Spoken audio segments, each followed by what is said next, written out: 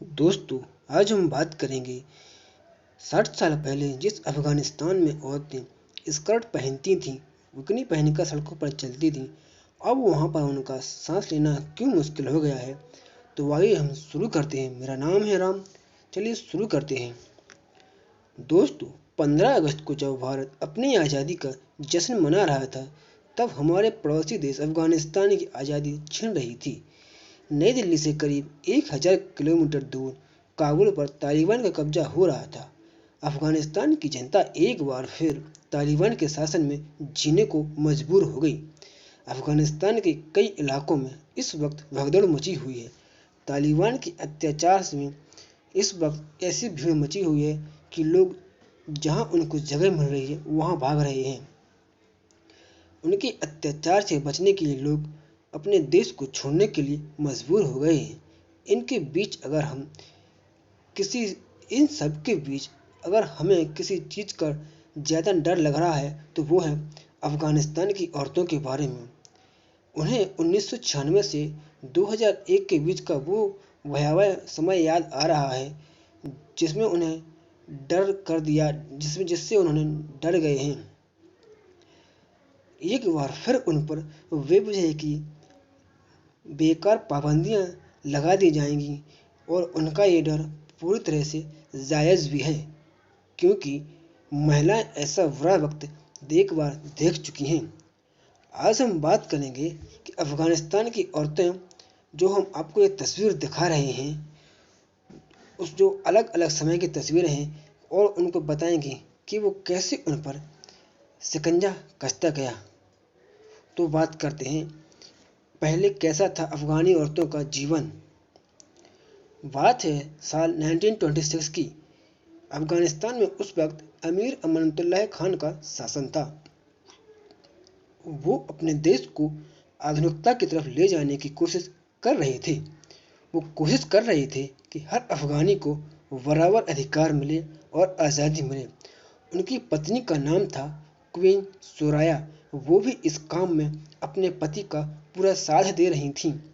1926 में क्वीन सुराया ने अफगानिस्तान की औरतों के लिए एक शब्द बोला, और वो शब्द क्या थे हम आपको बताते हैं। ये मत सोचिए कि केवल आदमियों को ही देश की सेवा करने की ज़रूरत है, औरतों को भी हिस्सा लेना चाहिए, बिल्कुल वैसे ही जैसे औरतों ने इस्लाम के शुरुआती वर्षों में लिया था। औरतों द्वारा जो भी कीमती सेवाएं दी गईं उन्हें हमेशा याद रखा गया। हमें भी हमारे देश के विकास के लिए योगदान देना है, और ये बिना ज्ञान के नहीं हो सकता। इसलिए हमें ज़्यादा से ज़्यादा ज्ञान हासिल करना होगा ताकि हम अपनी सेवाएं दे सकें और देश को मजबूत कर सकें। अफगान के इस शासक की पत्नी और उस शासक की बातें सुनकर Canadian women for women in Afghanistan की एक रिपोर्ट में लिखा गया है। इस रिपोर्ट के मुताबिक क्वीन सुराया ने औरतों से ये भी कहा था कि वो पर्दा छोड़ दें, और उन्होंने खुद सार्वजनिक तौर पर ऐसा किया था।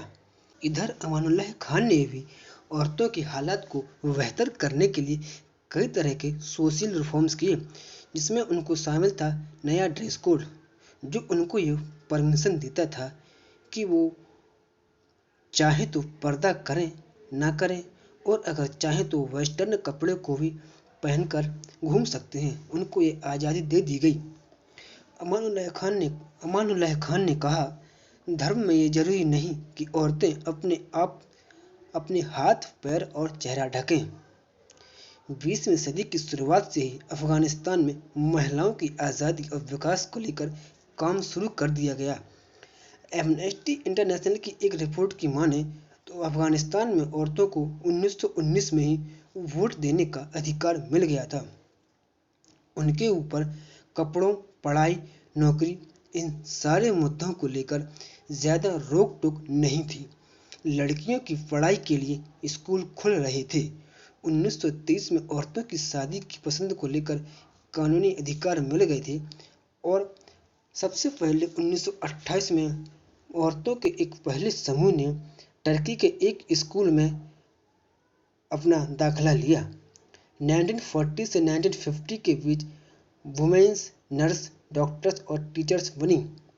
1959 से 1965 के बीच सिविल सर्विस में भी औरतों की एंट्री हुई और स्पोर्ट्स में भी औरतें खुलकर पार्टिसिपेट करने लगीं। 1916 का दशक ऐसा था जहां अफगानिस्तान के शहरी इलाकों की सड़कों पर वेस्टर्न कपड़े पहने हुए वुमेन्स दिखती थीं और बुर्का पहने हुए भी नजर आती थीं, लेकिन उनको ये पूरा राइट्स था कि वो क्या पहनना चाहती हैं और क्या नहीं। काबुल यूनिवर्सिटी में भी वुमेन्स की संख्या दिन पर दिन बहुत तेजी से बढ़ रही थी। 1965 में पहली बार 2 महिला सीनेटर्स को भी अपॉइंट किया गया। 1966 से 1971 के बीच अदालतों में 14 महिला जज अपॉइंट हुईं। 1960 के आंकड़े बताते हैं कि अफगानिस्तान में औरतों की कुल जनसंख्या का 8% हिस्सा अर्निंग करने में लग गया था। ये थी अफगानिस्तान की महिलाओं की वो तस्वीर जो तालिबान के आने से पहले तक की थी, जहां उनको हर तरह की आज़ादी थी और वो अपने मजे से अपनी ज़िंदगी काट रही थीं। औरतों को कानूनी तौर पर बहुत सारे अधिकार मिले हुए थे।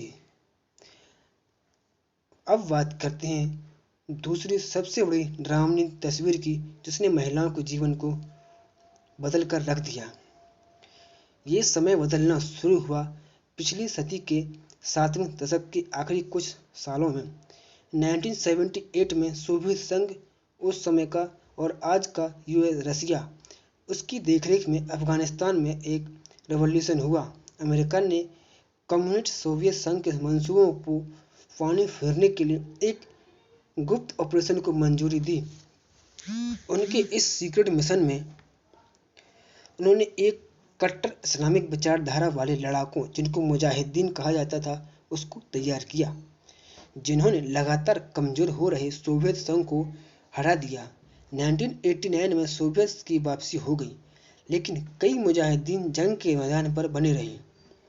19 के दशक में अफगानिस्तान में एक अंतरिम सरकार बनी और इस मुजाहिदीनों के अलग अलग ग्रुप सत्ता पाने के लिए लड़ने लगे।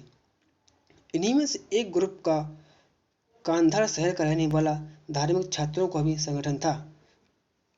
इन्हीं में से एक ग्रुप कांधार शहर के उन धार्मिक छात्रों का था जिन्हें लोग तालिब बुलाते थे, लेकिन इस ग्रुप के लीडर को एक जरूरत थी।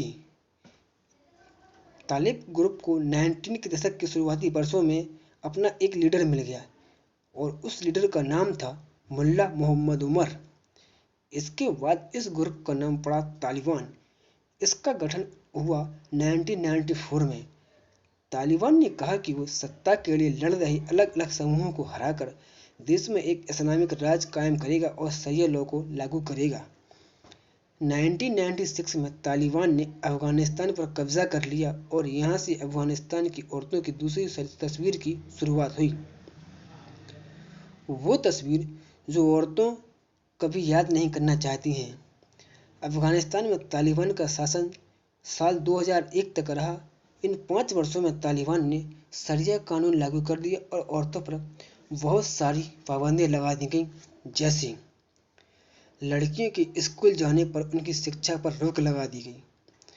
औरतें बाहर जाकर काम नहीं कर सकती थीं। औरतें अकेले बाहर नहीं निकल सकती थीं। अगर वो बाहर जाना चाहती हैं तो उनके साथ परिवार के किसी एक मेल पुरुष का होना जरूरी था। औरतों का पर्दा करना अनिवार्य कर दिया गया। वो घर के बाहर ऐसे किसी कपड़े में नहीं निकल सकती थीं जिनसे उनके शरीर का कोई भी शरीर का अंग दिखे। महिलाएं पुरुष डॉक्टर्स से चेकअप्स नहीं करवा सकती थीं। दूसरी तरफ महिलाओं के काम पर भी रोक लगा दी गई। ऐसे में इन 5 वर्षों में औरतें पूरी तरह से स्वास्थ्य सेवाओं से वंचित हो गईं और वो बहुत दूर रहीं। औरतों को पब्लिक प्लेस पर बोलने की कोई भी इंडिपेंडेंस नहीं थी और ना ही वो किसी पॉलिटिक्स में शामिल हो सकती थीं। काबुल में रहने वाले लोगों को ये आदेश दिया गया कि वो अगर ग्राउंड फ्लोर में रहते हैं या फर्स्ट फ्लोर में रहते हैं तो अपने घरों की खिड़कियां और दरवाजे बंद रखें ताकि बाहर से कोई भी घर की औरतों को न देख सके। दोस्तों, अगर औरतें इन नियमों का पालन नहीं करती थीं तो सबके सामने उन्हें बुरी तरह से पीटा जाता था। मेकअप पर भी रोक लगा दी गई। 1996 में एक महिला के अंगूठे को केवल इसलिए काट दिया गया था क्योंकि उसने अपने अंगूठे पर नेल पॉलिश लगाई थी। लड़कियों को अगर उनके परिवार वाले स्कूल भेज भी देते थे तो परिवार वालों को बहुत बुरी तरह से मारा पीटा जाता था या उनकी हत्या कर दी जाती थी। इस दौरान औरतें और लड़कियों के रेप और हिंसा की घटना भी बहुत ज़्यादा बढ़ गई थी। यानी अफगान में औरतों के पास 1996 से लेकर साल 2000 तक कोई भी अधिकार नहीं था। वो अपने घरों में कैद होकर रह गई थीं। कैसे बदले महिलाओं के दिन?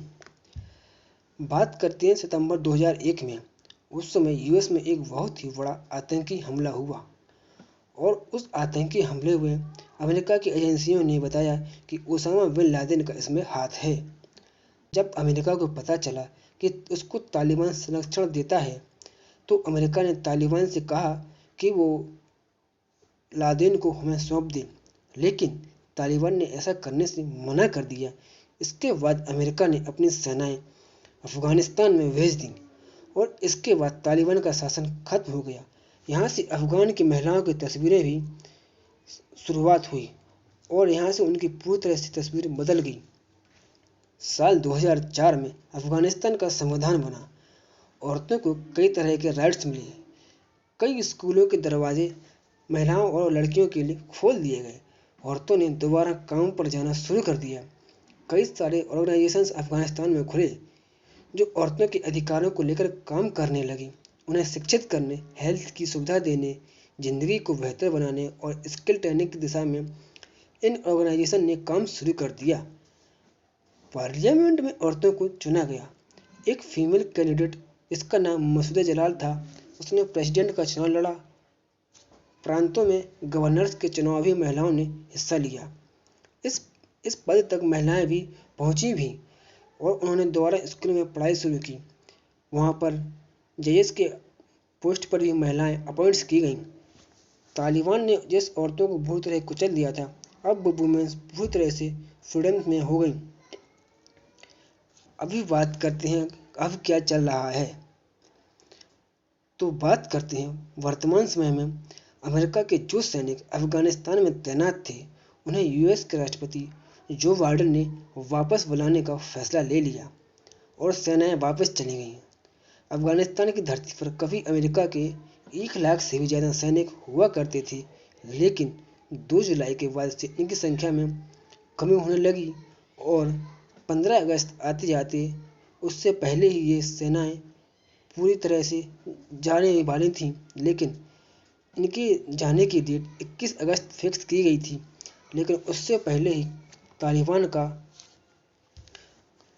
अफगानिस्तान की राजधानी काबुल पर कब्जा हो गया। तालिबान के लड़ाके काबुल के प्रेसिडेंशियल पैलेस में घुस गए। अफगानिस्तान के राष्ट्रपति अशरफ गनी ने अपना देश छोड़ दिया और इस तरह एक बार फिर से अफगानिस्तान में तालिबानी शासन की शुरुआत हो गई। तालिबान के लौटने पर अब औरतों की क्या स्थिति है? तो औरतों की चौथी तस्वीर भी एक ऐसी बनती है कि जिसमें अंधेरा है और धुंधली है। जो तस्वीर और जिसका ख्याल ही बहुत डराने वाला है। कई परिवार घर छोड़ने को मजबूर हैं। लड़कियों को स्कूल जाने से रोका जा रहा है। औरतों के काम पर जाने पर भी पाबंदी लगा दी गई है। महिला जजों और पत्रकारों पर गोलियां चलाई जा रही हैं। जींस पहनने पर मौत के घाट उतारा जा रहा है। सड़कों पर कोड़े बरसाए जा रहे हैं। ऐसी बहुत सी मीडिया रिपोर्ट्स आ गई हैं जिनमें बताया गया है कि अफगानिस्तान के अलग अलग इलाकों में जैसे ही तालिबान का कब्जा हुआ, युवा पुरुषों को मौत के घाट वहां पर उतारा जा रहा है और महिलाओं को एक सेक्स स्लेव के तौर पर इस्तेमाल करने के लिए अपने साथ ले जा रहे हैं। और इन सब के बीच अफगानिस्तान की औरतें वर्ल्ड कम्युनिटी से हेल्प मांग रही हैं। तो दोस्तों, आपका इसके बारे में क्या ख्याल है? हमें ज़रूर बताएं। वीडियो अच्छी लगी तो शेयर करें।